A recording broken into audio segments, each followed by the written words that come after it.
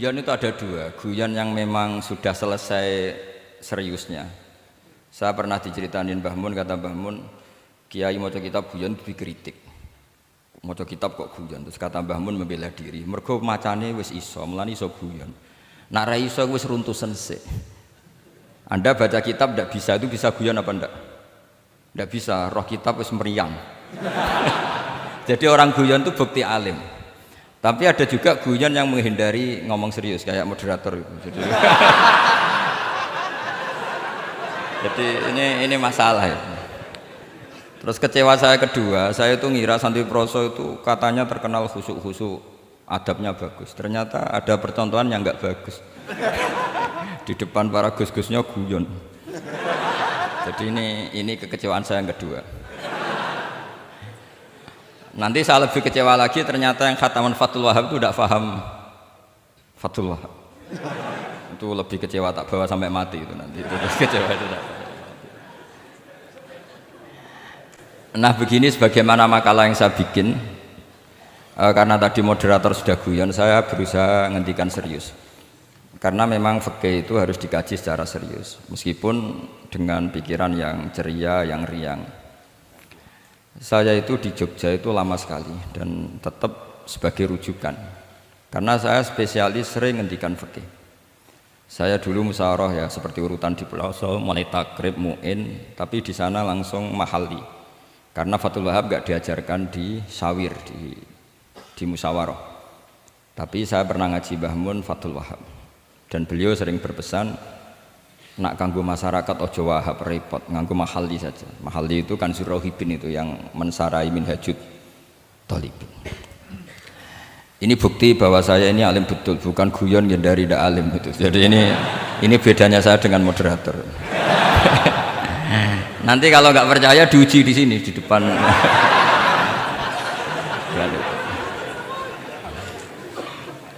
Saya ngaku alim itu bukan karena sombong, tapi keharusan. Karena begini ya, kalau kamu punya istri mau melahirkan, itu mesti nyari tulisan bidan. Barokahnya tulisan itu kamu tahu siapa bidan. Kalau kamu gigi sakit pasti cari tulisan dokter gigi. Sekarang kriminal kita adalah yang tahu Wahab tidak menulis ahli Fathul Wahab, ahli Fathul Qorib. Sehingga masyarakat itu susah nyari konsultan ahli fikih. Karena santri Pelosok tidak menulis di rumahnya ahli Fathul Wahab, ahli Fathul Qorib. Loh itu penting supaya orang tahu. Setidaknya kenapa nyuwun sewu banyak, kalau saya boleh agak merovokasi, dan itu bagus, provokasi itu bagus kadang, tapi untuk kebaikan. Kenapa orang-orang lain itu menjadi rujukan? Karena mereka memaklumatkan diri, dengar gelar RC, MA, terus ahli fikih. Tapi kita yang ngaji Wahab, khatam, musyawarah khatam, nggak nulis di rumahnya ahli Fathul Wahab. Setidaknya Anda nulis konsultan kalau ingin mondok ke Pelosok. Sehingga orang daerah kamu kalau mau mondok ke Pelosok konsultasi ke kamu. Tapi kita terlalu adab. Padahal awalun nubuwah itu dimulai dari at-tahaddi. At-tahaddi memaklumatkan diri kalau beliau adalah seorang nabi. Jadi kalau kamu boyong harus memaklumatkan diri. Saya tidak bakul-bakul, saya ahli Fathul Wahab. Lah ini khataman Fathul Wahab cerita baku. Wah itu innalillahi wa inna ilaihi raji'un. Ini harus gimana mau ya, Anda harus tersiksa dengan keterwakilan oleh ini.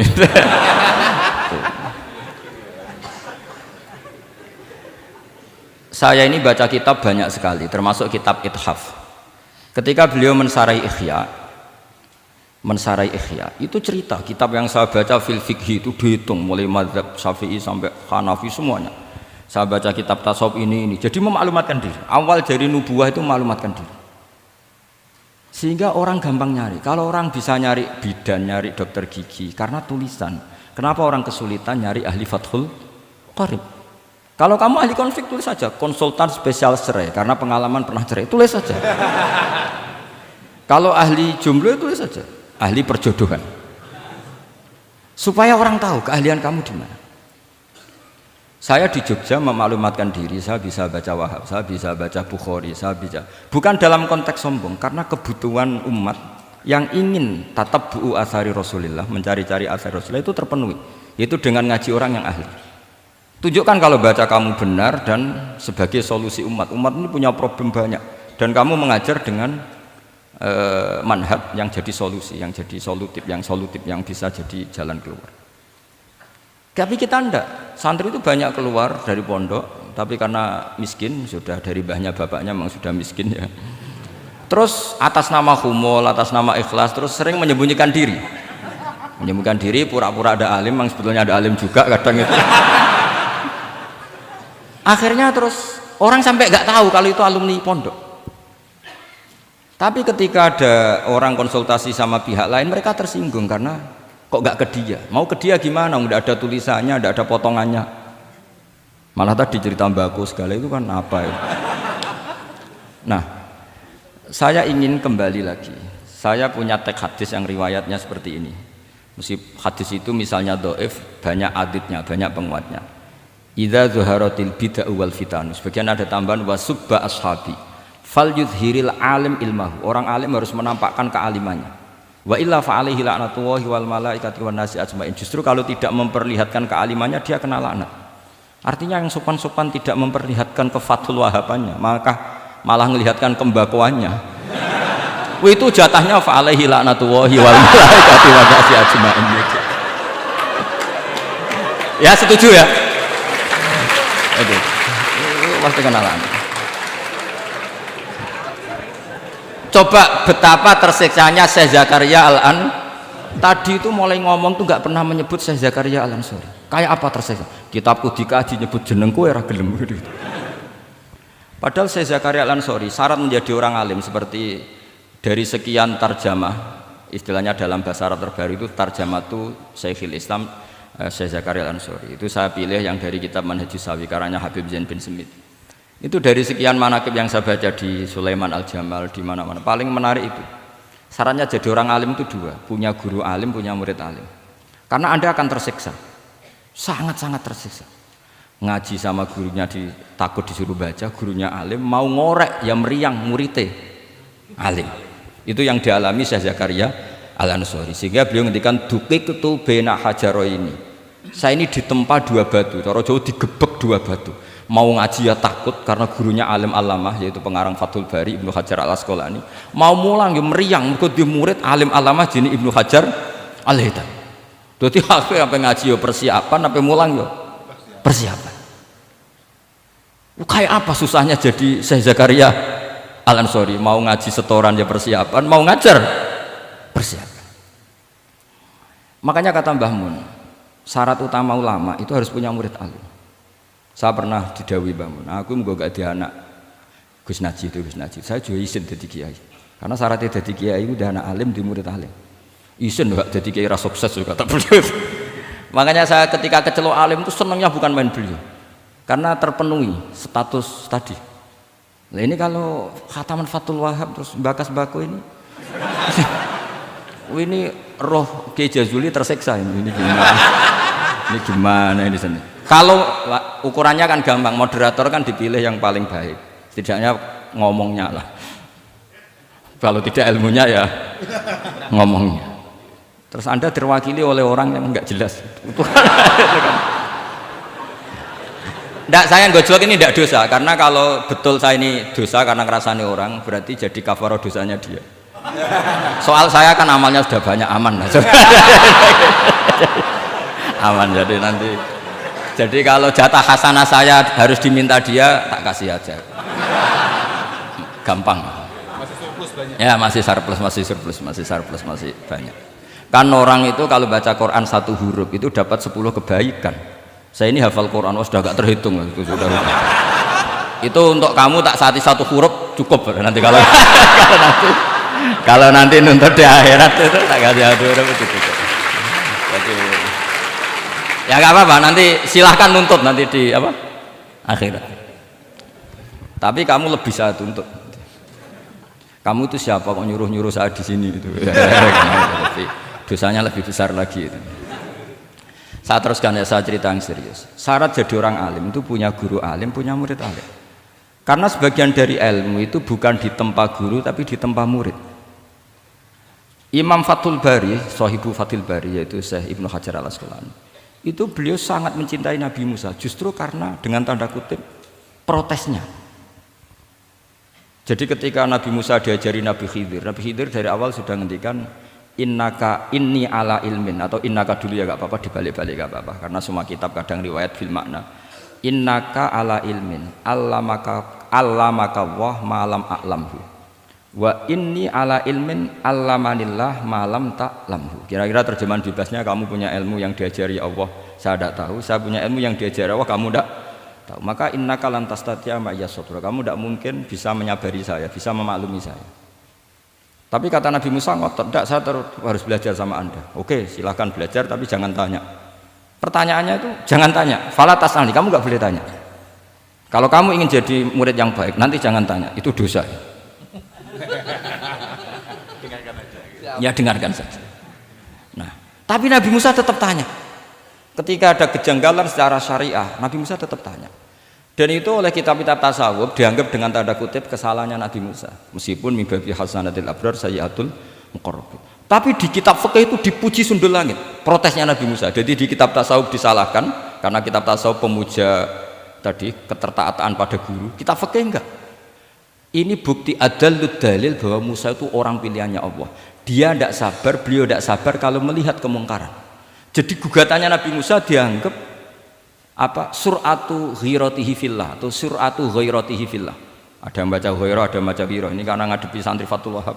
Saya terpaksa baca 2 kali. Siji ben ketok alime, nomor loro nak kowe ra iso tak warai, nak maca.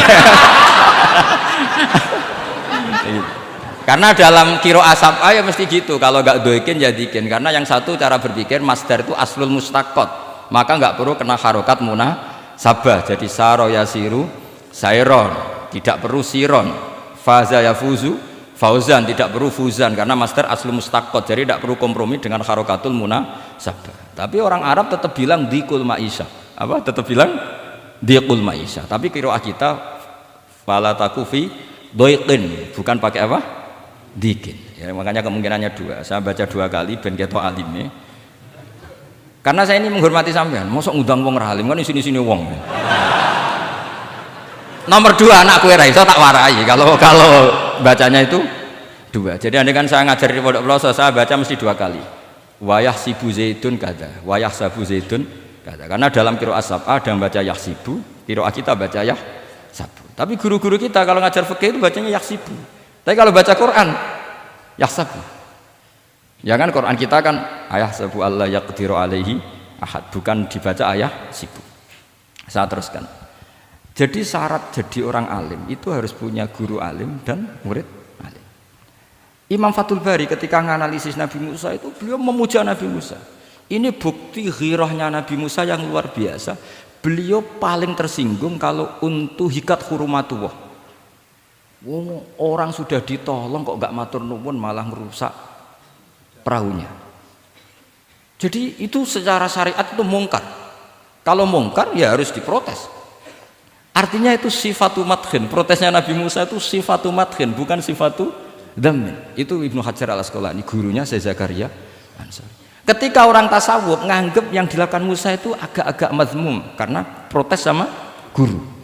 Pertanyaan saya ke anak-anak Fathul Wahab, kamu milih siapa? Milih partainya Ibnu Hajar al-Asqalani apa milih partainya orang tasawuf? Selama ini roh potongannya sampean milih sing tasawuf. Karena sampean dengan ilmu pas-pasan ini nggak suka kalau ada murid tanya.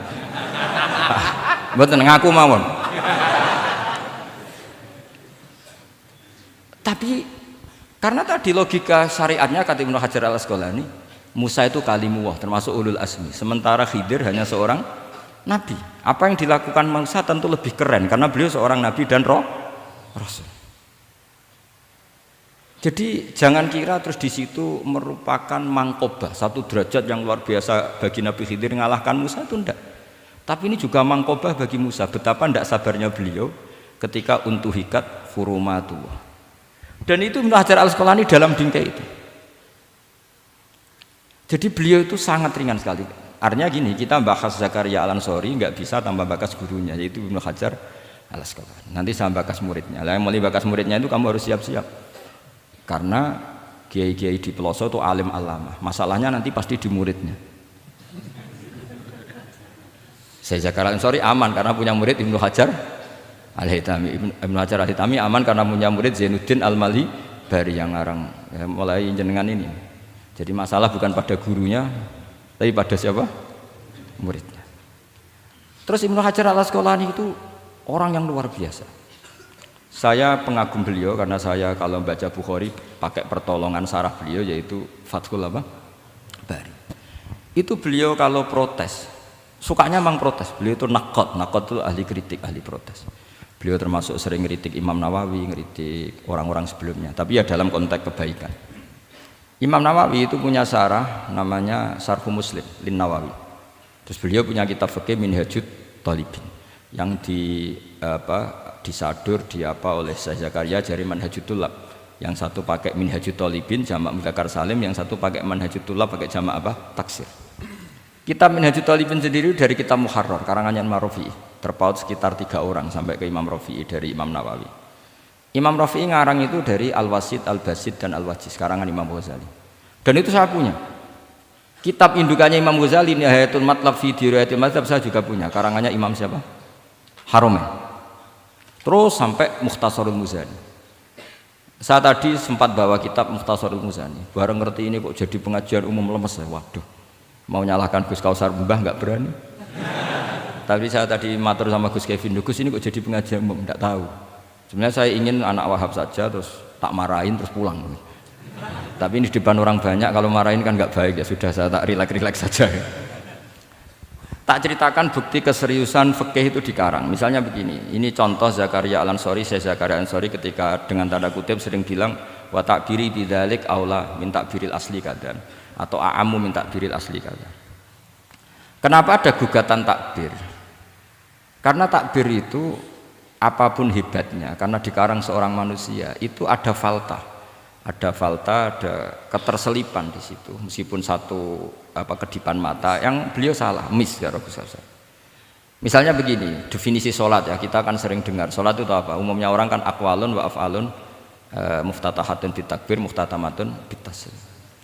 Pertanyaannya, definisi itu tidak jamek manek, karena hunaka sholatun la qawla fiha wa la fi'la, yaitu sholatu man ajros sholata biqalbi. Kalau sholat itu adalah harus ada akwal, yaitu kayak baca Fatihah dan syahadat di tasahud sani, harus detail, sama nggak boleh nyontohkan kayak tasahud di tahiyat ula, itu kan hukumnya sunat. Kalau kamu nggak bakul-bakul harus tahu kayak tasahud di tahiyat saniyah, atau karena yang tasahud awal sunat. Ada akwal kayak Fatihah tasahud fit tahiyatis saniyah. Terus ada af'al. Tapi pertanyaannya, hunaka sholatun la qawla fiha wa la fi'la, yaitu sholatu man ajra sholata biqalbi. Maka perlu ditambah walau hukman, meskipun akwal dan af'al itu hanya secara hukum. Karena kalau hanya itu tidak jamek manek kalau dalam bahasa mantek, atau tidak mutorid akis, tidak memasukkan semua fardun min afrodil mu'arraf. Jadi kula ngetok nang alim demi ngergani sampean supaya ketok nak sumber utang ora salah. Mau salahnya ngatur kiai itu ya agak salah, itu agak salah betul. Saya itu juga agak gimana. Besok itu saya diminta Gus Reza misi sama Gus Reza. Gus Reza itu cucunya Mbah Karim. Mbah Mun dulu ngaji Mbah Karim.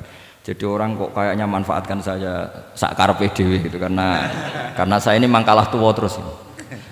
Padahal saya kalau mau angkuh ya, kalau saya boleh sombong, itu buyut saya ke-7 itu namanya Mbah Soleh bin Asnawi Sepuh, itu gurunya Mbah Soleh Darat. Padahal Mbah Soleh Darat gurunya Mbah Hasim, tapi angkuh kan haram, jadi ya sudahlah pakai tawaduk saja. Sebenarnya kalau saya boleh angkuh, kalau sampean malah lebih bisa angkuh lagi, ketemu di Nabi Adam. Lebih putu Nabi. Saya ulang lagi. Kalau kamu mengkaji Wahab secara serius, itu kajilah seperti saya ini. Bahwa hukum itu harus dibenturkan dengan fardul masalah, dengan pengandian masalah. Misalnya begini, kalau ada hewan ketabrak truk jago, tentu kita diskusi hanya ayam jago, karena kalau ayam kecil kan gak eman, kelepek-kelepek meh mati. Cara pikirannya sampean ini yang anak-anak Fathul Wahab itu boleh disembelih apa enggak? Tanpa disembelih pun pasti 1 menit lagi mati, atau setengah menit lagi mati. Karena dia kejat-kejat hanya prosedur kematian, memang syaratnya harus kejat-kejat. Tapi kan dia sudah tidak punya hayatun mustaqirrah. Kalau kamu pas musyawarah wahab itu disembelih halal apa haram? Tidak, sampean jawab saja, enggak usah sungkan, enggak usah jawab aja. Ini ada Gus Makmun, ada Gus Wahid. Halal apa haram? Cara pikirannya Syekh Zakaria Al-Ansori, bajuri itu haram karena dia tidak punya hayatun mustaqirrah. Oke, haram. Karena yang dikatakan penyembelian adalah menghilangkan nyawa karena penyembelian, sementara ini tanpa disembelih sudah mati. Tapi pertanyaannya gini, tapi nanti kalau disisir dari bab tabdzir, masa kewan jago larang mubadzir? Maka menurut mazhab Imam Malik pokoknya keceluk di nyawa, angger keceluk di nyawa disembelih ya halal karena jenenge nyembelih hewan yang masih hidup senajan tau wis kejet. Kamu milih mazhab Maliki apa Syafi'i? Ini ayam jago loh, bukan ayam kecil. Karena kalau yang kecil kan ikhlas. Itu kan seperti kepiting, banyak kiai ngaramkan kepiting. Yang keberatan banyak karena kepiting besar. Tapi ketika yuyu diharamkan nggak apa-apa, kecil aja. Padahal ilatul hukmi sama. Kira-kira kepiting sama yuyu, tahu sama yuyu? Itu kehidupannya sama nggak? Gaya hidupnya sama apa enggak? Sama. Tapi ketika kepiting itu ada perdebatan. Yang setuju halal banyak karena eman rasanya. Tapi ketika yuyu dikatakan haram, ada nggak yang protes? Tidak ada. Ikhlas semua kayak gitu. Ini ahli fikih apa ahli nafsu gitu.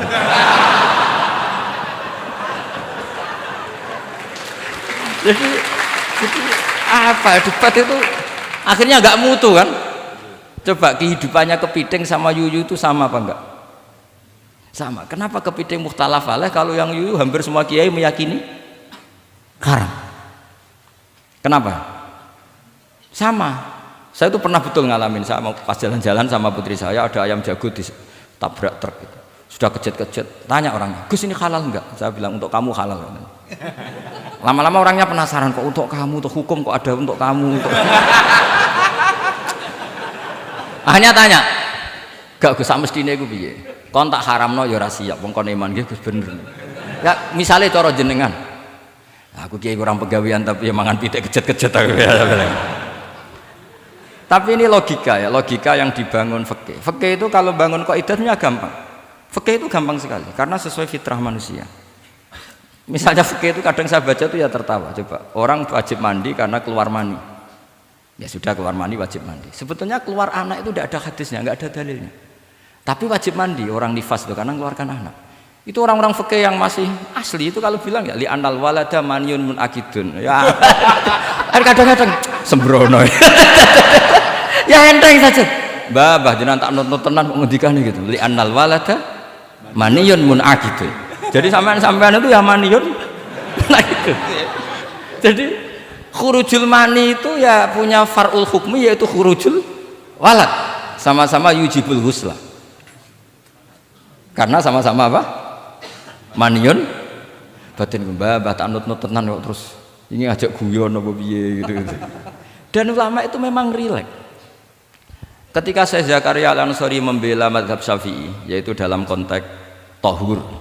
Kita tahu kan kalau ghafir itu mengampuni, kalau sering mengampuni disebut ghafur. Syakir orang yang terima kasih, kalau sering syukur disebut syakur. Sehingga rata-rata sifatnya Allah itu ikut sifat mubalaghah. Wahhab, faul ya. Ya kan itu aturannya gitu kan, fa'alun aw mif'alun aw fa'ulu fi kasratin an fa'ilin badil. Nah, logikanya kalau wa anzalna minas sama ima'an tahura, artinya kalau nak maknani gini, wa anzalna lan nurono ingsun Allah minas sama isange langit, nurono ma'an ing banyu tahuron kang iso nyucikno bolak-balik. Karena faul adalah untuk lil kasroh atau lil mubah, harusnya nggak ada mustakmal. Maka saya sering kadang balelo nggak ada mustakmalan karena wazannya faulan tohuron. Tapi Imam Zakaria Al-Ansori, Syekh Zakaria Al-Ansori bela-bela madzhab Syafi'i, kata beliau ya'ti faul bima'nal alat kayak sahur 5 yutas saharubi. Tapi ya agak-agak takalluf, agak-agak apa? Termasuk takallufnya lagi Syekh Zakaria Al-Ansori, atau faul bima'na takrir atau mubalaghah fi udwin wahid. Di sini biasanya baca udwin apa udwin enggak tahu saya, pokoknya bacanya 2 kali enggak apa-apa. Umumnya apa? Udwin ya. Ya sudahlah, ikut partai sampean saja. Saya ini agak grogi, saya pakai madzhab peloso harus ikut guru apa madzhab sarang yang nggak harus ikut tapi akhirnya salah, nggak tahu saya, karena kata Mbah Mun gitu kalau membela diri. Nak ngaji ning Pulau Lirboyo murid kudu maknani. Ya apik ben murid roh makna. Tapi nak sarang gak oleh dimaknani. Mergo sarang ketika dinyek al ilmu sayyidun wal kitabatu qaiduhu qayyid apa? Suyudaka fil hibalil wasiqa, kata beliau. Iya, tapi nak naline kakean ya mati padha wae. Itu karena itu tadi itu guyonan ya, guyonan manhaj. Ini sudah saya sama ini koalisi yang baik. Karena saya punya mazhab sarang, sama punya mazhab pelosok, harus sama-sama konsisten dengan mazhab masing. Nanti di mahsyar nanti kita ketemu. Siapa yang ahli Fathul Wahab, siapa yang ahli Bako.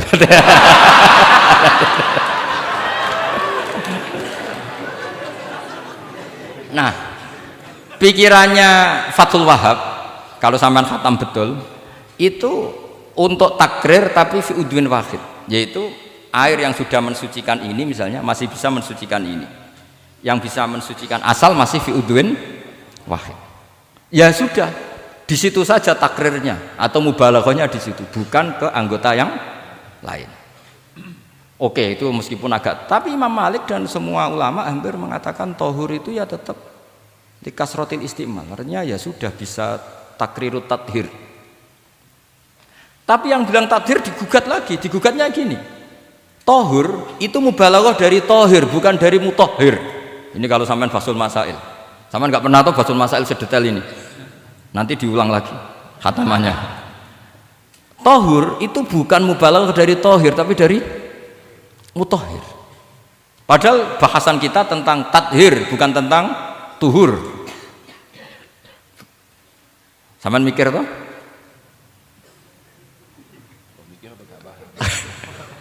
Nggak usah dijawab apa diterangkan? Apa ngaji lagi aja, nggak usah boyong dulu.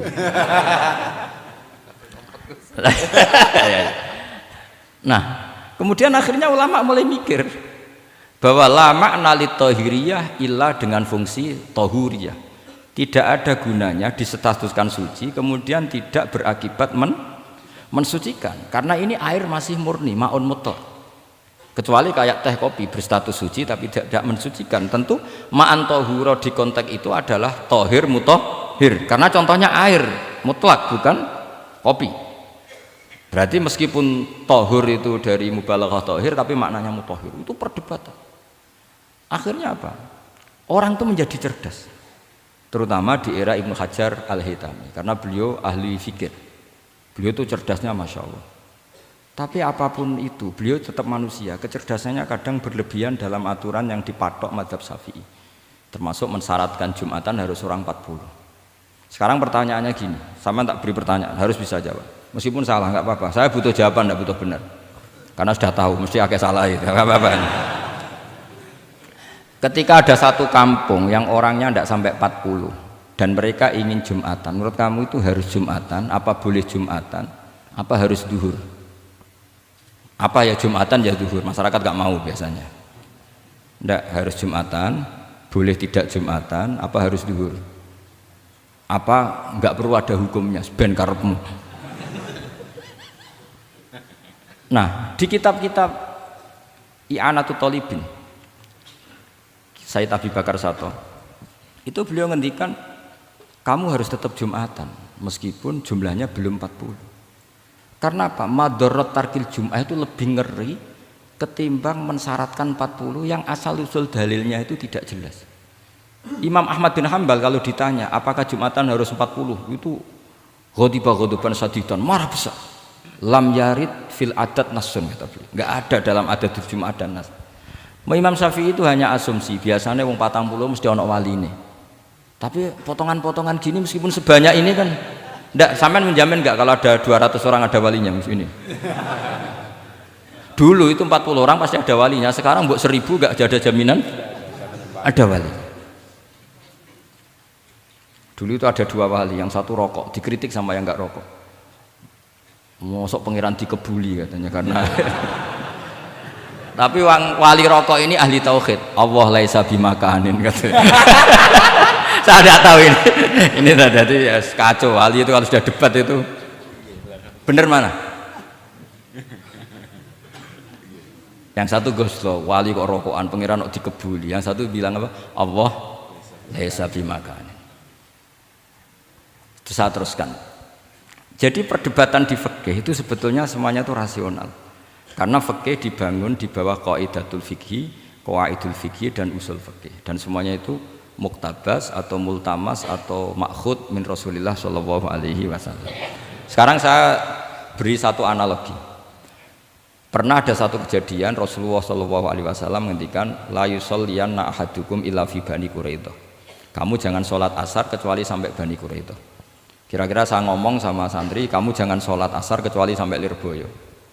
Sebelum sampai Lirboyo ternyata kadati samsu antaghrubah, matahari hampir tenggelam. Fariqun minhum, sebagian dari sahabat milih sholat di tengah perjalanan meskipun itu belum sampai Lirboyo. Alasannya musyaroah fil waktu supaya tidak kodok. Yang sebagian milih sholat di Lirboyo meskipun ba'da antaghrubah samsu, meskipun matahari sudah tenggelam. Ketika dilaporkan ke Rasulullah itu falam ya'nif, ada yang baca falam yu'annif wahidan, tak baca dua kali karena ini nanti bisa jadi debat kusir. Sama bacanya ya'nif apa yu'annif nggak tahu, pokoknya saya baca dua kali. Kalau baca sampai tiga kali yang tiga salah karena memang pilihannya hanya dua. Kalau ada pilihannya tiga tak baca sampai tiga kali. Nabi tidak menyalahkan salah satunya. Yang satu pakai konstitusi yang namanya asar itu ya qabla antaghrubas samsu. Yang satu cara berpikir Nabi jelas mansus harus di Bani Quraidah. Sekarang pertanyaannya, kaidah umum tentang, saya ulang lagi, kaidah umum tentang asar itu qabla ghurubis samsi dilawan nas harus di Bani Quraidah, menang mana? Nas sama kaidah umum. Kira-kira kalau kamu ngaji usul fikih menang nas. Tapi pertanyaannya, nas itu butuh mahal. Tentu boleh seperti itu. Asumsinya Nabi adalah jangan-jangan sampai sana memang belum hurufus samsi. Maka makna yang mesti benar adalah aisariu fil masyi. Kamu harus tergesa-gesa jalannya sehingga potensi menangi asar di Bani Quraidah. Jadi unik. Terus itu difahami pentingnya musyaroah fil iktida. Jadi kalau anut Kanjeng Nabi harus musyaroah. Nah, musyaroah ini pula yang menjadi basis fikih. Makanya ulama dulu kalau ngarang fikih itu gampang sekali. Kalau orang tidak paham aja nggak bakat wali. Sebenarnya fikih itu gampang sekali. Bagi yang gampang maksudnya, hamba tidak usah itu. Misalnya begini, Fathul Mu'in, Fathul Hab semuanya ngendikan wa yusannu nasyatun di sholatin. Jadi wa yusannu lan den sunatno apa nasyatun gumregah, semangat di sholatin krana ngadiri sholat. Fa inna wa ta'ala zamma tarikihi, sama sih ingat takbirnya. Zamma itu ngritik sapa wa utawa modho sapa tarikihi, pakai jamak mudzakkar salim. Tarikihi ing wong sing ninggal nasyat. Terus beliau mendalil qala ta'ala wa idza qamu ila sholati qamu kusala. Ciri khas orang munafik itu kalau sholat itu malas-malasan. Maka saya itu sering bilang ke santri saya, pokoknya nak jamaah kudu ana melayune. Entah berapa kadarnya harus ada melayune. Guling-gilingan musyaroah. Karena di semua teks kebaikan adalah fafirru ilallah. Lari, ada unsur larinya, ada unsur musyaroahnya. Nah, lalu lama-lama mengatakan makna hadis ini yang mesti adalah pentingnya musyaroah. Nggak perlu berdebat tentang boleh nggak sholat qabla lusul ning Quraidah atau tidak. Tapi harus, karena begini, yang mesti salah begini, ternyata kayak melakukan santai-santai ngopi se, rokok se, jagungan se. Nabi kira-kira bisa maklumi nggak ketika cara jalannya seperti itu kemudian matahari terbenam? Karena ini yang pasti salah. Paham ya? Karena nggak sampainya sana karena salahnya diri ngopi sik santai. Lah itu namanya fikih. Jadi fikih itu dari analisis yang normal. Makanya saya sering sekarang akhir-akhir ini sering kampanye kitab Sajaratul Ma'arif. Dan itu saya serius dengan kampanye itu karena dikarang oleh Sultanul Ulama. Jadi kalau di wali ada Sultanul Aulia, di ulama juga ada Sultanul Ulama, yaitu Syekh Izzuddin bin Abdis. Itu kalau ngarang fikih itu gampang sekali. Saya punya kitab beliau Qawaidul Ahkam. Beliau ketika cerita kenapa harus ada sholat di hurmatil waktu, beliau rangkanya enak sekali. Kalau santri sarang, Lirboyo atau Peloso atau santri mana saja, biasanya kalau pergi ke terminal, yang di terminal itu kan nggak layak, apalagi ya dulu nggak layak, pokoknya kalau pipis itu pasti kena najis lah celana. Santri kan biasanya milih sholat nanti di pondok, milih terawih lah, milih terawih kan duhur asar. Saya tidak tahu kalau Gusnya, tapi kira-kira ya agak-agak sama kira-kira gitu. Alasannya santri yo nakal, meninggalkan sholat fil waktu itu karena alimnya. Kan sholat dihormati wajib iadah, ngapain daripada wajib iadah mendingan tidak usah sholat. Jadi ilmu itu tuh bermata dua. Rata-rata yang sudah tahu wajib iadah milih sholat apa milih ndak? Ndak, potongan-potongan rai gini tuh. Ndak, kira-kira aja. Milih ndak kan? Karena tahu wajib iadah. Tapi nanti setelah sampean alim dan bakat jadi wali dan sampean belajar kitab Qawaidul Ahkam, itu pasti milih sholat. Saya semenjak belajar kitab itu ya milih sholat. Tapi tidak usah dimafhum, apa dulu tidak sholat, tidak usah seperti itu. Itu mafhum yang salah itu. Yang berbasis suudzon. Jadi mafhum seperti itu salah, ya masalah itu. Suudzon itu masalah. Kata Syekh Izzuddin bin Abdissalam memberi penjelasan. Kenapa harus sholat dihormatil waktu? Karena khotorun najasah, bahayanya najis atau ritsun najasah, kotorannya najis itu layafi, kalau dibaca ritsul layafi dengan pentingnya sholat. Karena butuhnya Allah, butuhnya malaikat, kalau boleh dibahasakan butuh ya dalam ilmu fikih kan dibahasakan gampang saja.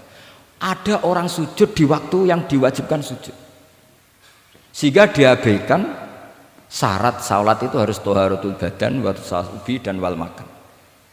Kok kira pantas ono waktu sholat kemudian la tasjudu fil waqti sajdah. Jadi akhir gampangannya wes tetap keren meskipun kowe sholat nganggo najis ora sempurna tetap keren. Piye-piye cara didelok malaikat kok dhuwur wis keceluk sujud, keceluk musolli. Daripada kowe misalnya asar gak sholat alasan celanaku najis, maghrib ora sholat. Terus jare malaikat berkhataman Wahab kok kelakuane ngono kan gitu kan. Karena malaikat tuh delok eko dhuwur. Bablas asar, bablas maghrib, bablas isya. Meskipun sampean punya alasan nanti menisan di rumah atau di pondok. Tapi ini kan melewati waktu yang harusnya ada sujud. Sehingga dalam syarat jamak takhir misalnya apa? Kamu harus niat akan jamak takhir di waktu sholatil ula. Biar ada bedanya tarku karena sembrono dengan tarku yang karena ingin mentakhir. Paham ya? Itu jadi sama-sama fikih, kualitas yang dikarang Sultanul Ulama dengan sing RT itu ya beda. Dan sama harus baca kitab yang dikarang rajanya ulama supaya kamu tambah pinter. Nanti kalau gak pinter-pinter nanti sowan saya.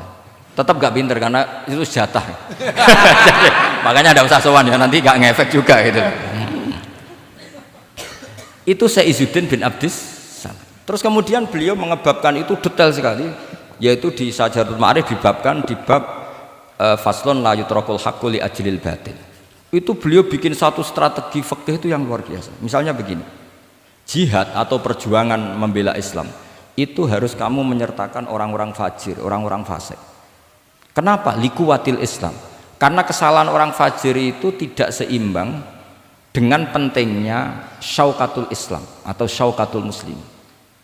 Terus saya itu dulu ya iskal itu ya agak protes, tapi ini ulama wali. Sampai saya sholat berkali-kali, ya Allah saya beri kefahaman teks ini. Kalau terpaksa beda, nanti saya mohon ketemu beliau, saya mau protes. Sama nggak usah tahu caranya ketemu wali-wali yang sudah meninggal. Nanti kalau sudah jadi wali tahu sendiri. Jadi tidak usah tanya. Akhirnya saya sholat dan akhirnya faham tanpa ketemu. Karena saya bayangkan ketemu ya lebih sulit, mendingan minta faham timbang minta ketemu. Logikanya begini, misalnya Nyon Sewu kita di Daril Harbi, bayangkan kita di Daril Harbi atau zaman Indonesia dijajah Belanda. Saya ulang lagi ya, dalam konteks jangan sekarang, contohnya sekarang nggak perlu perang, zaman dijajah Belanda. Kita misalnya milih pasukan Hizbullah dan Sabilillah selektif, yang sholatnya benar, yang puasanya benar, yang toharohnya benar. Kira-kira dapat pasukan berapa coba? Nggak, jawab saja. Kan hanya dapat pasukan sedikit. Sementara misalnya Belanda bisa pasukan banyak karena tanpa seleksi. Di sini nih hebatnya Rasulullah SAW. Kata beliau wal jihadu madin mundu ba'atsan ya Allah ila yaumil qiyamah sampai ila ayyuqatila akhiru ummati ad-dajjal la yubtiluhu jawru jairin wala adlu adilin. Sebagian riwayat langsung wal jihadu tetap wajib bun alaikum ma'akul libarin wa fajirin. Lah penjelasan Nabi kenapa kita harus berjuang mengawal Islam meskipun harus ma'akul libarin wa fajirin. Ya kalau di isim fa'ilnya umumnya guru-guru kita baca barin, tapi untuk masdarnya untuk kebaikan bacanya apa? Birun. Nanti kamu protes, oh Barun itu daratan Gus, kalau Birun itu kebaikan. Aku itu macaku kamus luwih suwi bocah kok sembrono. Saya ini karena meneliti kiro asapa, jadi insya Allah kalau masalah lughot itu saya sudah bukan sawir lagi Fathul Wahab, sudah di atasnya itu. Sampai tidak usah tersinggung, biasa aja maksudnya. Karena ini kompetisi, kalau sampai nggak cocok ya harus bersaing, jangan geremeng tok. Gus Pak sombong enggak, ada usah bilang gitu, saingi saja. Makanya saya terkenal alim itu seneng, karena senengnya itu tadi, yang ngidolakan saya ingin ikut, yang hasut kompetisi, jadi seru. Jangan yang hasut nyantet, wah itu gak fair itu. Itu gak fair, wah itu pasti ngadepi langit gitu. Nanti urusannya sama Allah itu.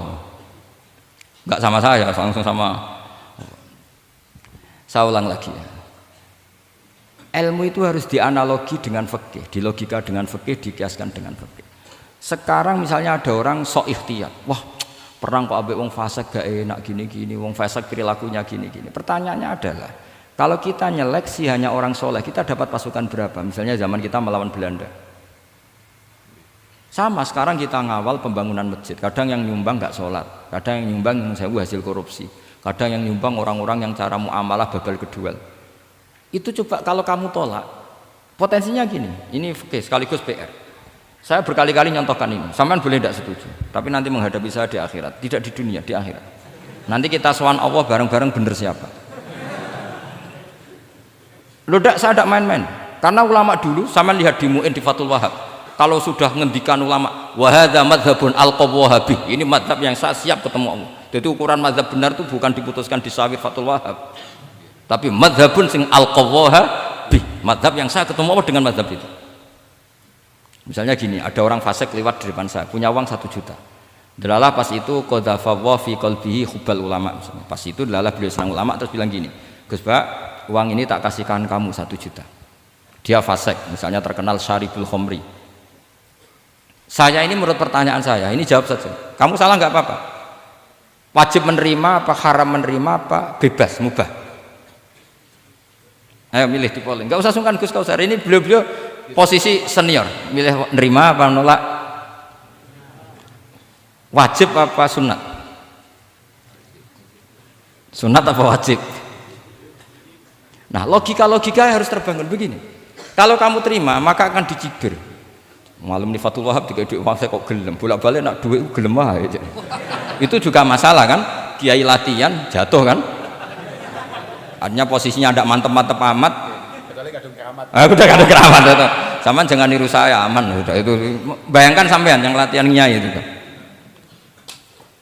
Tapi pertanyaannya kalau sampean tolak, terus ista'ana bihadhihi darahim lil maksiyah.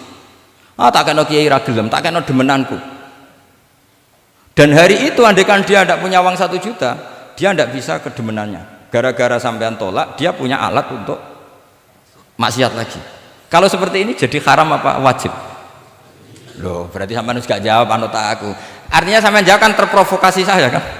Terprovokasi narasi. Terprovokasi narasi. Itu kriminal untuk calon ulama gitu, itu nggak boleh. Nah, logika ghanimah kira-kira seperti itu. Ghanimah itu normalnya haram. Normalnya haram karena ghanimah itu min amwalil kufar. Dan notabene amwalul kufar adalah bukan sekedar mukhtalithah, aksaruha mungkin minal haram. Tapi kenapa ghanimah dihalalkan di hadil ummah? Makanya Nabi ketika ngendikan uqtitu khamsan lam yu'tahunna nabiyyun qabli, termasuk beliau menyebut wa ukhillat li al-ghanaim, termasuk saya 5 hal yang Nabi sebelumnya enggak dikasih, saya dikasih. Di antara beliau nyebut wa ukhillat li al-ghanaim, ghanimah itu halal untuk umatku. Itu kan kenapa Nabi menyebut itu? Karena normalnya ghanimah itu haram karena min amwalil kufar. Tapi kenapa dihalalkan? Saya pernah ditanya seorang dosen, kenapa itu halal Gus? Saya itu kok nggak nyaman, karena ini jenis orang ikhtiyat. Terus saya bilang gini, andai kan kamu digarong sama garong, kemudian garong itu bawa senpi, bawa pedang, karena kamu merasa itu tidak milik kamu, monggo gadane jenengan beto malih. Wah ya tidak bisa Gus, nanti dipakai garong lagi. Sama amwalul kufar, andai kan lau a'toinahum, andai kan kita kasihkan lagi ke mereka, maka akan dipakai isti'anah, dipakai pertolongan atau alat untuk kekuatan kekafiran mereka. Di sini sirinya kenapa ghanimah menjadi halal. Tapi kenapa Nabi sebelumnya kok dikatakan haram? Karena logikanya memang haram. Itu hebatnya Allah Subhanahu wa taala sama para kekasihnya. Ada kekasihnya yang dipilihkan haram yaitu Nabiun qabla Rasulillah sallallahu alaihi wasallam karena normalnya memang haram. Ada nabi yang fikihnya lebih dinaikkan lagi yaitu dihalalkan supaya harta ini tidak dipakai i'anah alal maksi. Sampean milih fikih mana coba? Nah, saya berharap pintere Khatam Fathul Wahab itu paling enggak sampai seperti ini. Bariku nantang saya enggak apa-apa. Tapi nanti ketemu di akhirat. Nah itu fikih. Jadi fikih itu. Nah, tapi kan iso wae Gus nampani khadzun nafsi lah itu mulai masalah kan. Makanya yang seperti itu jangan untuk khadzun nafsi. Karena kita butuhnya itu nyita supaya ini enggak dipakai kekuatan maksiat. Jebule mbek kon malah ngopi rokokan. Nah, ini orang kan terus curiga jebule nek ambek dhuwit ya do gelem. Buktikan kalau Anda tidak pakai. Kamu terima sebagai penyitaan, tapi Anda tidak pakai. Wah itu hebat. Tapi kalau kamu terima wajib, kemudian kamu pakai poya-poya, wah itu ya fikihnya benar, kelakuannya ra benar. Nah saya berharap Anda memahami fikih itu sampai seperti saya ini. Syukur-syukur lebih. Meskipun ya agak-agak mukhalaf tapi bisa diperjuangkan itu. Enggak apa-apa.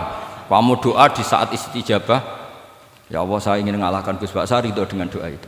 Tapi tak jamin enggak mustajab karena sudah berbasis ghil, kebencian itu. Doa yang berbasis hasud pasti tidak mustajab. Jadi makanya saya relax kalau ada kompetitor karena tadi pasti. Jadi fikih itu gampang. Misalnya begini lagi, saya beri sekian contoh. Di sini tadi saya minta Gus Kevin untuk membawakan Babul Hijrah, juz 4 kitab Mahalli. Karena Mahalli itu namanya Kanzur Rohibin sebetulnya, cuma yang ngarang Mahalli lebih terkenal dengan istilah apa? Mahalli. Beliau nyarai kitab Minhajut Thalibin. Imam Mahalli itu senior. Jadi Syekh Zakaria Al-Ansori itu ya beliau sudah menyulap Minhajut Thalibin jadi Manhajut Tulab, tapi beliau ikrar kalau itu awal-awalnya dari Imam siapa? Nah, sekarang pertanyaannya gini, saya misalnya nempat di Korea Selatan atau di Amerika, saya sudah punya tanah di sana, saya ulang lagi punya tanah di sana, punya komunitas di sana juga saya nggak diperlakukan buruk, bisa sholat, bisa puasa. Hukumnya saya pindah ke Indonesia atau ke Mekah atau kemana saja, hukumnya haram apa boleh? Saya tidak mendapat perlakuan yang macam-macam. Kalau saya disakiti dan dipaksa menjadi kafir, maka wajib hijrah. Kalau nggak ada pemaksaan itu, kira-kira hukumnya gimana? Ada ulama yang mengatakan hukumnya haram hijrah, harumatil hijrah. Karena apa? Li alla yastauliya bitil kalbukah atau tikal bukah al kufaru. Karena sebetulnya kamu tidak dianggap sekedar pindah ke Indonesia, tapi membiarkan tanah yang dulu kamu pakai sujud, tanah yang dulu kamu pakai sholat, tanah yang sudah menjadi komunitas muslim menjadi komunitas kafir. Berarti dianggap pembiaran. Itu fikih. Jadi fikih itu logikanya sebetulnya normal. Maka seperti ini, saya masih ingat betul pernah didhawuhi Mbah Mun ketika di Madinah. Nak zahire hadis ya, iku Sayyidina Ali iku ya ono salah. Ndak salah loh redaksinya, ono salah. Mergo Nabi sering muji wal Madinatu khairun lahum law kanu ya'lamun. Madinah adalah kota terbaik. Sataftahuna kadza wa kadza Nabi sampai gitu. Tapi Nabi selalu ngendikan wal Madinah khairul. Tapi Sayyidina Ali tetap pindah ke Irak, Kufah ya, zaman itu terkenalnya istilahnya Kufah karena belum ada istilah Irak, ke Kufah. Pindah ke Kufah, kemudian beliau menyebarkan Islam di Kufah. Terus punya murid awal namanya Hasan Basri, murid paling sukses. Itu orang-orang Basrah, bukan orang Temanggung, orang Basrah. Itu orang Basrah. Semua riwayat mengatakan itu orang apa? Basrah, jelas bagul-bagul. Bukan. Itu sangat jauh dari. Karena Hasan Basri murid paling sukses ini pindah ke Basrah, maka ilmu setelah itu Basrah. Sehingga idza ikhtalafatil Kufah wal Basrah quddimatil Basrah. Akhirnya menyebar sampai Baghdad, jadi Qubbatul Islam. Orang bisa dikatakan alim kalau sudah dikatakan alim di Baghdad. Termasuk Imam Syafi'i itu ngajinya di Baghdad. Padahal beliau lahirnya di Gaza. Huzza itu kalau sekarang itu apa? Gaza. Askolan itu juga Palestina. Nah, dawe Mbah Mun. Tapi Sayyidina Ali ku wong alim. Saiki nak wong Islam tengok-tengok ning Madinah berarti membiarkan bumi Allah di sana-sana itu tanpa ada Islam. Akhirnya Sayyidina Ali tidak mengikuti dohire hadis. Tentu Nabi Sayyidina Ali pasti mengikuti hadis, tapi hadis wal Madinatu khairul lahum law kanu ya'lamun itu ada konteksnya. Keluar dari Madinah linasril ilmi itu juga ada konteksnya.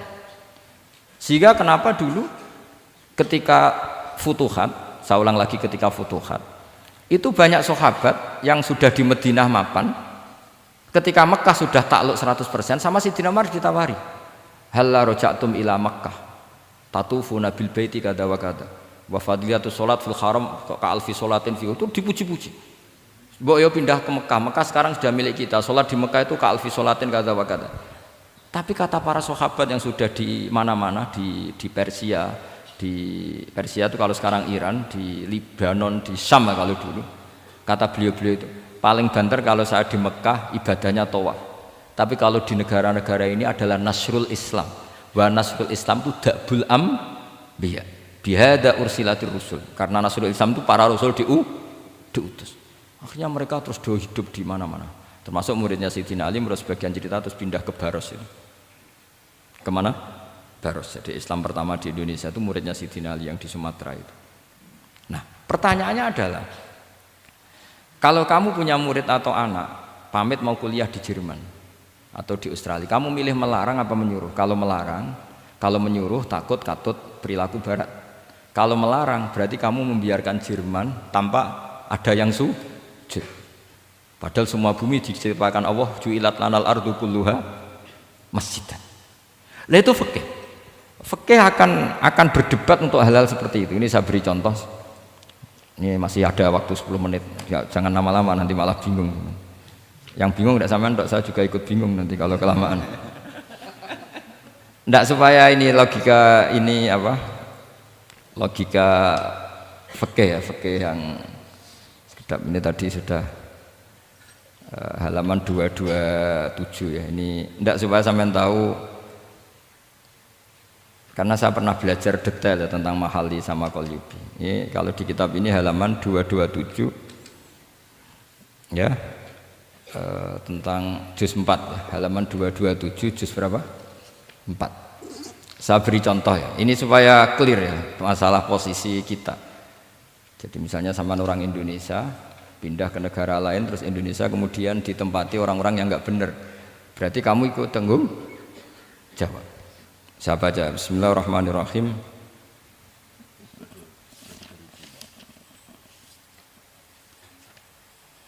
Ya, halaman 227 ini barusan tak cari karena halaman kitabnya beda-beda. Bidaril harbi. Terus ada kata-kata fa'in roja madzukiro. Roja itu kembali ke, kalau seseorang itu bidaril harbi, berharap masyarakat situ bisa Islam, bisa dakwah, fa muqamuhu afdal. Saya juga mau baca makom apa mukom. Di sini umumnya baca mukom apa makom. Mukom ya, karena dari mati akoma yukimu ikomatan, berarti kan mukim. Kalau mukim ya resikonya harus dibaca mukom. Tapi kalau ada yang baca makom ya jangan dimarahin, mas, kasihan. Bakul bakowe bukan bener itu loh.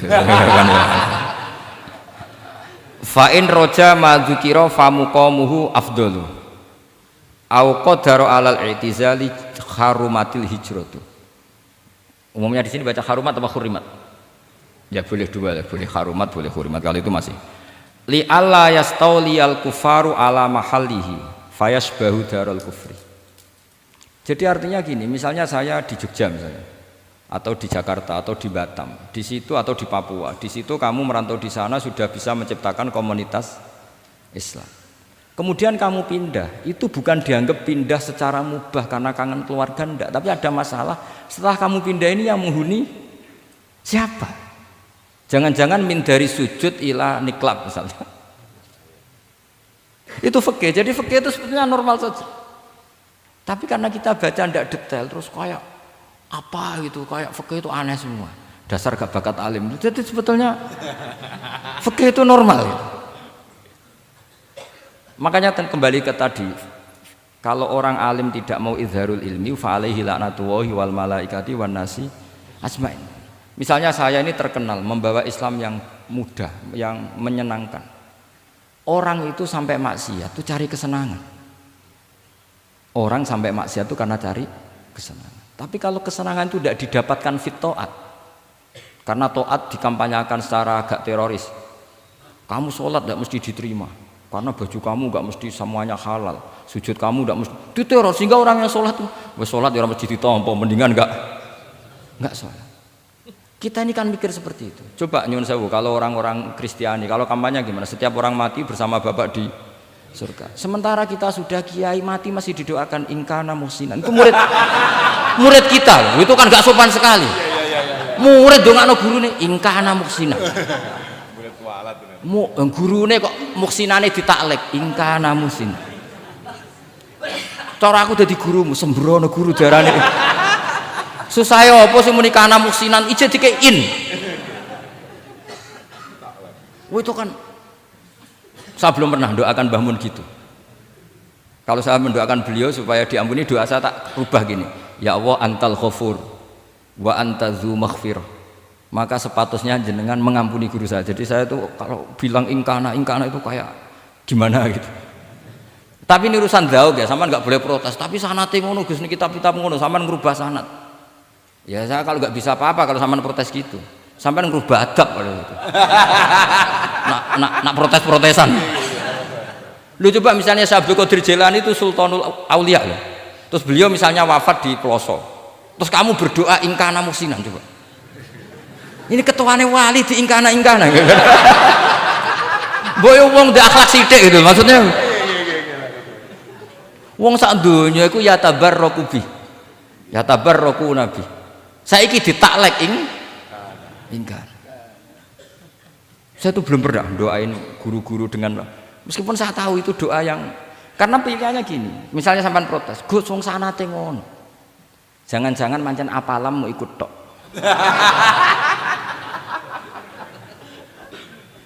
Loh Imam Syafi'i itu kalau doain mayit, ini sekaligus ijazah tapi haram ditiru. Ya tapi ijazah tapi haram ditiru. Imam Syafi'i itu pernah ngecewakan seseorang karena beliau itu idola, ada orang meninggal beliau diminta rawuh. Doanya hanya gini tok, ya Allah, Engkau itu tetap menjadi Tuhan meskipun tidak menyiksa orang ini. Jadi menyiksa orang ini tidak kebutuhan Engkau. Kalau tidak jadi kebutuhan Engkau ya tidak usah dilakukan, Gus. Itu terus pulang keluarganya gerembeng, iki piye ndonga ngono tok. Tapi satu keluarga itu diimpeni mayit itu diampuni gara-gara doanya Imam Syafi'i. Ya Allah, anta ghaniyun, anta itu ghaniyun an adzabin. Engkau tidak perlu menyiksa orang ini. Engkau tetap Tuhan, tanpa menyiksa orang ini tetap Tuhan. Jika itu tidak kebutuhan engkau, ya sudah tidak usah dilakukan. Terus iya. Jadi kalau saya doain guru-guru, ya Allah sifat ghafur engkau itu pasti efektif. Gak mungkin sifatnya jenengan kok boten tembus. Ya sudah, ya seperti itulah ya Allah.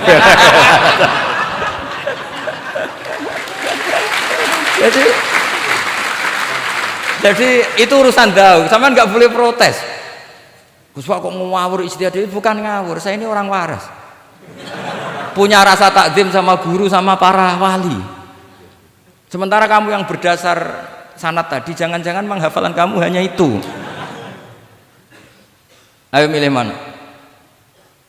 Saya bukan bikin ajaran baru, ndak, ini cerita rasa. Cerita apa? Rasa.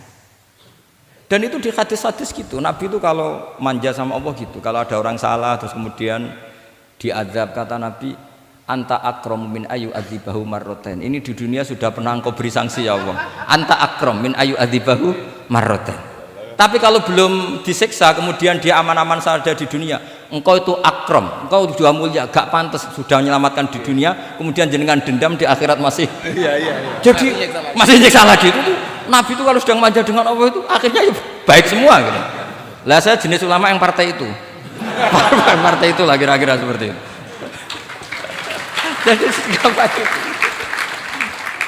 Ya jadi ini relax saja, ini monggo nih tadi sesuai janji saya hanya 10 menit dari sekarang.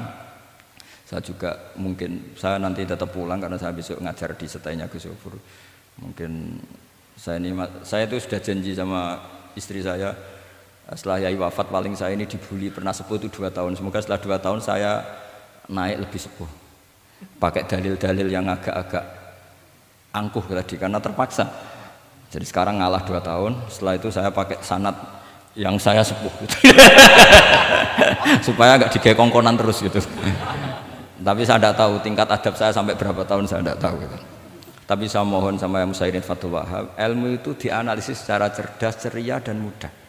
Saya dulu itu ya iskal sama hadisnya Nabi, kullu ummati mu'afan illal mujahirin. Semua umatku dimaafkan asal ketika dosa itu enggak cerita kalau dosa. Saya dulu jenggat. Orang dosa cerita dosa itu kan kesannya jujur baik gitu. Tapi setelah saya pikir-pikir itu bener Kanjeng Nabi. Misalnya sampean cerita ning anakmu, "Lihat zaman mondok Peloso yo sering nak marung utang enggak bayar ya biasa." Ya biasa sekolah gak munggah. Itu jujur apa mengajarkan? Mengajarkan. Suatu saat anak sampean goblok, persis bapak. Maka penting, tidak jaru itu penting. Makanya kata Nabi, semua umatku diampuni kecuali yang cerita-cerita dosanya. Karena dengan cerita itu artinya apa? Misalnya sampean zaman puber pacaran, terus kamu cerita, "Lah aku dhisik untuk ibumu ya pacaran." Oh, tak goncekno ngalor ngidul. Itu jujur, tapi suatu saat anak kamu pacaran kan alasannya apa? Niru bapak. Tapi nak kamu sok suci, pacaran haram. Oh. Pak, lah kowe kok untuk ibu. Wah, itu pangeran peparinge. Lo kan ngira bodoh nih, wah itu peparinge pangeran. Gak pacaran, Pak. Oh, pacaran haram. Kena muni ora kan bodoh nih.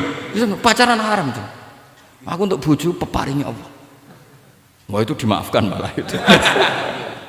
Lo coba nyuwun sewu, ini analogi ya nyuwun sewu. Kalau andekan semua yang pernah zina itu ngaku zina, kalau itu jumlahnya 1000 saja, 1000 itu punya keluarga, satu orang minimal punya keluarga 10, akan dipakai justifikasi kalau suatu saat zina berdasar pernah Pak D-nya atau Pak L-nya, iya enggak? Tapi kalau semuanya enggak ngaku dan semuanya nyuwun sewu sok suci, wanteng ning masjid, sak wiridan nangis, kan anak putune kan, wah mbahku khusuk kuat. Padahal nangisnya perkara nyesal tahu mau. Tapi artinya apa? Konsep yang dikatakan Rasulullah SAW itu kan luar biasa. Kullu ummati mu'afan illal mujahirin. Karena dengan jihar, memang di situ masdarnya kok jadi jihar. Jadi bukan ijhar tapi jihar. Jadi memang bahasa Arab itu agak unik. Misalnya di nahwu itu masdar itu kalam. Kalam berarti sulasi mujarrad. Tapi fiilnya enggak kelaku. Kalimah yaklimu kalaman itu enggak melaku. Sing melaku lam yatakallam. Tapi padahal masdarnya kalam. Jadi suara sama raya aku pengalaman, masalah lughat itu pengalaman sekali. Jadi memang bahasa Arab itu lucu. Apalagi lafadz bagho malah paling kasus dalam bab yungqolu. Bagho maknane lacut. Bareng melok wazan imbagho yang bagi sayukjo. Iku piye? Biasanya makna sulasi mujarrad sama mazid itu kan enggak beda-beda jauh. Bareng kena bagho tuntas. Bagho dadi yang bagi.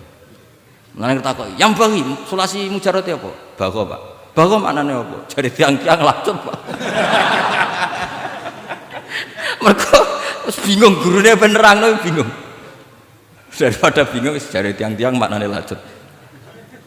Kaya laisa ku fi'il mandi, mudhari endi? Ora ono mudhari. Mandi kok ora ono mudhari? Ya mandi wae ora usah mudhari. Terus repot bahasa Arab wis repot. Kene ra melok dibahas mau apa coba? Ya sudah takdir ngono ae sudah. Jadi apa yang dikonsepkan Rasulullah SAW itu pasti yang terbaik. Bahkan Imam Ghazali ikut berkampanye wa inna ya, termasuk pemberian Allah terbaik adalah sitra. As-sitra itu atau tutup. Jadi hifdzul qaba'ih menjaga supaya keburukan kita tidak kelihatan itu termasuk kebaikan. Bukan dianggap tidak jujur karena tadi kalau semua keburukan kita tampakkan maka akan menjadi masif. Misalnya kamu cerita, misalnya insya Allah lah kita yakin semuanya kita insya Allah diselamatkan dari zina. Misalnya cerita dosa yang kecil-kecil saja. Misalnya ini pondok utang rambayar atau rokokan, gak jamaah. Terus kamu ceritakan anak kamu itu bukan jujur, mesti sebagai alat. Jadi cara anak kamu wah disanggup cocok. Suatu saat aku goblok kayak bapak. Aku di sekolah cung sering ramunggah. Anakmu mondok wis tenang, santai. Nak ramunggah dalile. Tapi nak kowe cerita, mondok meniti Peloso. Pirang tahun, Pak? 10 tahun. Kepengin ngit mayai, kepengin mondok susu ben barokah. Munggah terus, Pak, munggah. Maksudnya ora munggah kelas, munggah apa wae pokoke. Wis tenang. Karena itu bahaya, makanya kullu ummati mu'afan. Ma'is ketika ngaku zina itu Nabi itu enggak menolak sampai 4 kali. Ma'is yang memaksa Nabi supaya beliau melakukan raja eksekusi. Semua ketika meminta saran sama sahabat, halla satarta bidzalik, kamu tidak usah cerita. Karena tadi logikanya kalau ada ma'is ya, jangan-jangan yang lain juga ya, itu kan menimbulkan macam-macam. Itu hebatnya Islam, malah kita diajarkan awamastur aurati wa amin rawati. Kayak apa baiknya Islam? Tapi kita sekarang karena tidak baca hadis, lalu ada gerakan jujur. Mari semua meresapi dosa masing-masing. Kamu pernah ini istighfar terus nangis. Jebule gerakan ngono iku ya nyun sewu ya ana duwike kan yo repot. Ndak usah seperti itu. Ikuti hadis Rasulullah sallallahu alaihi wasallam bahwa termasuk nikmatnya Allah taala itu adalah tertutupi semua kesalahan-kesalahan kita. Dan itu barokah bagi hadaddin karena kesalahan tidak muncul. Loh itu sudah untung, agama sudah untung. Ketika kesalahan tidak munculnya agama sudah ikut diuntungkan. Coba kalau semua yang maksiat itu kelihatan, kan seakan-akan hadil ardu mamlu'ah bil masih. Tapi ketika maksiat itu sembunyi-sembunyi, kemudian sang syiar itu adzan, pengajian, kan bagus. Sama nggak boleh protes, tapi itu kan tidak jujur. Ya bukan masalah jujur dan tidak, ini satrul qabaih. Nah, ini namanya siasa. Namanya apa?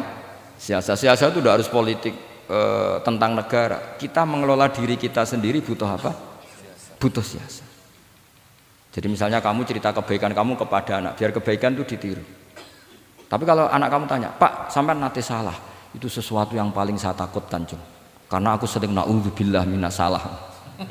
Tapi Bapak pernah salah enggak? Itu pertanyaan enggak penting. Karena tadi bahaya. Lu enak, maksudnya beragama seperti ini tuh enak. Kullu ummati mu'afan illal mujahir. Itu kan luar biasa. Jadi semua umatku itu diampuni asal tidak cerita-cerita. Misalnya gak cerita ke anak, cerita ke teman. Aku di gendaan, tahu tak ambung.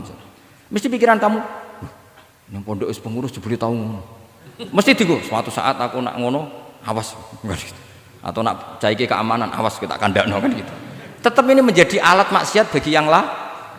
Jadi tapi saya dulu itu iskal, kenapa ada hadis seperti itu? Tapi setelah saya analisis, memang kalau ijtihar atau ijhar itu efek negatifnya luar biasa. Dan kita harus iktidak bi Rasulillah sallallahu alaihi wasallam. Ya tentu idealnya yo ora maksiat, yo ora konangan maksiat. Memang karena tidak pernah itu ideal. Memang enggak konangan karena tidak pernah melakukan. Ya saya kira demikian. Saya mohon supaya ya tadi ya saya Fathul Wahab dari kitab Manhajut Tullab. Itu dikarang Zakaria Al-Ansori Mbak Zakaria. Tapi kitab itu sebenarnya dari Minhajut Thalibin. Minhajut Thalibin dari kitab Al-Muharrar. Itu dari kitab Basit, Wasit, Wajiz. Terus itu dari kitab Nihayatul Matlab fi Dirayatil Madhab. Itu mensarai kitab Mukhtasarul Muzani. Karangannya Imam Muzani ketika diimlakkan Imam Syafi'i. Karena semua karangan Imam Syafi'i itu amla alaina Syafi'i. Ya, amla alaina Syafi'i. Makanya kalau sampai ngaji muin qala fil Buaiti. Buaiti itu nama orang. Ekolas Syafi'i fil Buaiti, ekolas Syafi'i wa amlahu alal Buaiti. Makanya qala fil Buaiti, qala fil Muzani itu nama orang. Artinya karena Imam Syafi'i itu hanya mengemplakkan. Terus muridnya nulis. Nah, kebetulan tulisan paling mudawwan itu karangannya Imam Muzani, disebut Mukhtasarul Muzani. Sebenarnya beliau punya murid banyak, ada Imam Muzani, Imam Robi, Imam siapa Buaiti. Saya kira demikian. Assalamualaikum warahmatullahi wabarakatuh.